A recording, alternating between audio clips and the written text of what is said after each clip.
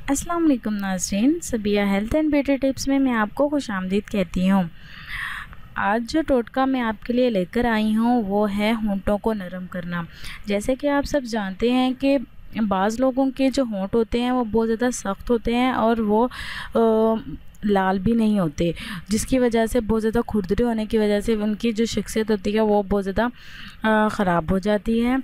तो मैं जो आज आपके लिए टोटका लेकर आई हूँ वो है होंठों को नरम करना। होंठों को नरम करने के लिए आपने देसी मोम, नींबू का रस, दोनों चीज़ों को लेना है और उसको मिलाकर होंठों पर लगाना है। 5 मिनट तक होंठों पर मसाज करनी है। मसाज करने के बाद आपने उसको टिश्यू से साफ़ कर लेना है। इसके अलावा एक और टोटका है, वो ये है कि रोगने बादाम और शहद मिलाकर रोज़ाना अपने होंठों पर लगाएं। रोगने बादाम और शहद मिलाकर रोज़ाना अपने होंठों पर लगाएं तो आप देखेंगे कि आपके होंठ नरम होना शुरू हो गए हैं। सर्दियों में अक्सर लोगों को ये शिकायत रहती है कि उनके जो होंठ हैं वो बहुत ज़्यादा सख्त हो जाते हैं और बहुत ज़्यादा खुश्क भी हो जाते हैं, जिसकी वजह से वो बहुत ज़्यादा परेशान होते हैं।